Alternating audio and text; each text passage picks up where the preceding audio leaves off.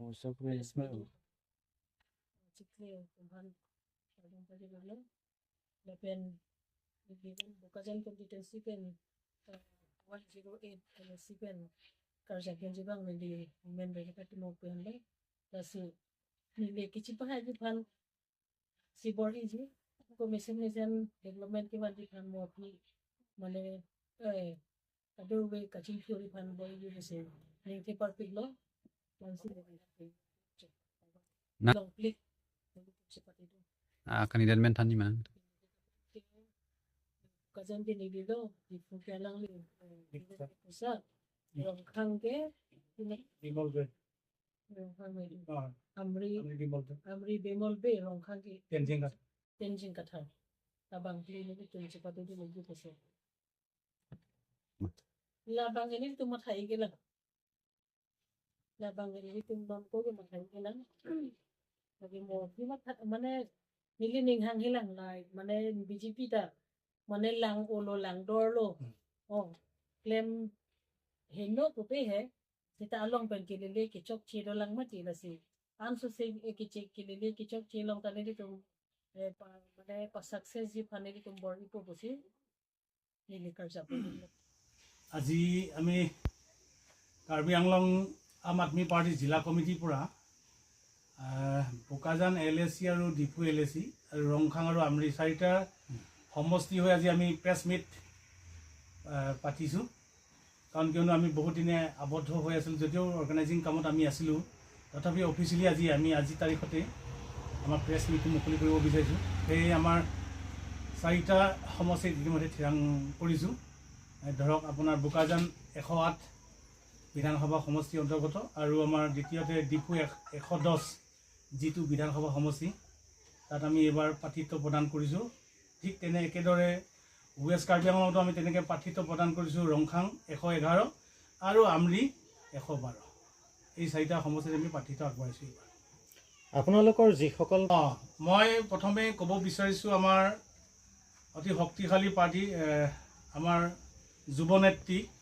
ৰেণুকা টেৰাংপি বোকাজানৰ ৰেণুকা টিমুংপি আমাৰ বোকাজান 108 নং সমষ্টিৰ পৰা তেখেতে প্ৰাৰ্থিত্ব আগবঢ়াব এইবাৰ আৰু খুব সুন্দৰকৈ তেখেতে জোৰদাৰ লাগি আছে দ্বিতীয়তে 2 নম্বৰতে ডিফু LSC যিটো 110 সমষ্টিৰ পৰা ব্ৰেছ ডিফুচা ডাঙৰীয়া খেলিব আমাৰ ডিফুৰ পৰা তেওঁ প্ৰাৰ্থিত্ব লাভ কৰিছে ইতিমধ্যে আৰু 3 নম্বৰতে আমাৰ ৰংখাং যিটো সমষ্টি আছে ৰংখাং সমষ্টিটো আগত বৈঠালাংচু আছিল যদিও এতিয়া ৰংখাং হ'ল 111 সমষ্টিৰ পৰা খেলিব আমাৰ টেনজিং কাঠাৰ ডাঙৰীয়া ঠিক একেদৰে আমৰিটো আমাৰ খেলিব আমাৰ অতি শক্তিশালী এজন আমাৰ নেতা তেখেতে খুব ভাল কাম কৰি আছে তেখেতৰ নামটো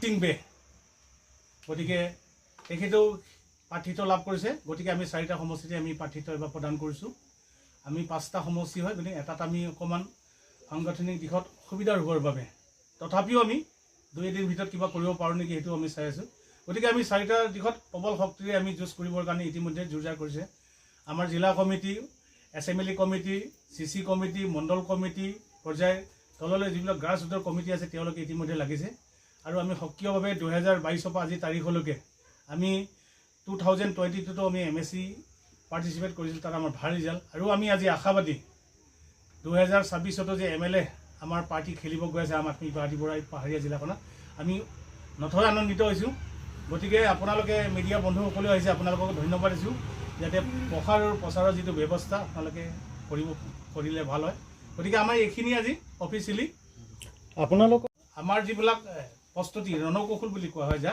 ৰণকৌশলবিলাক আমাৰ তেনেকৈ থাকে এটা দলক কেনেকৈ আগবঢ়াই নিব পৰা যায় সেইটো গ্ৰাছৰুটৰ পৰা আৰম্ভ কৰা হৈছিল আৰু এইটো আমাৰ গাইডলাইন আছে গাইডলাইন মতে আমি কাম কৰি আছোঁ যেনেকৈ AGP BJP কংগ্ৰেছৰ যেনেকৈ ৰণকৌশল থাকে প্ৰত্যেকটো এটা ৰাজনৈতিক দলৰ ৰণকৌশল থাকে আৰু সেই ৰণকৌশল মতে আমি আগবাঢ়ি গৈ আছোঁ আৰু আমাৰ প্ৰতিটো এলেকাতে ষ্ট্ৰং হৈ আছে আমাৰ বিশেষকৈ বোকাজানত আমি নাম ল'ব লগা হৈছে 2022 যিটো ৰাইজে কাৰ্বি আংলং ৰাইজে সঁহাৰি দিছিলে সেই সঁহাৰিটো আজিও পাহৰি যোৱা নাই আমাক আজি আঁকোৱালি লৈছে যাৰ কাৰণে আমি 4টা টিকেট পাবলৈ আমি সক্ষম হৈছোঁ 4টা প্ৰতিনিধি আমি দিবলৈ সক্ষম হৈছোঁ আজি তাৰিখত গতিকে আমি ইয়াৰ আশাবাদী আৰু ডিফু ৰাইজৰ কথাটো জানে ডিফু ৰাইজে এটা নতুন বিকল্প বিচাৰি আছিলে ইমান দিন তাৰে বিকল্প আমি নতুনকৈ আহিছোঁ।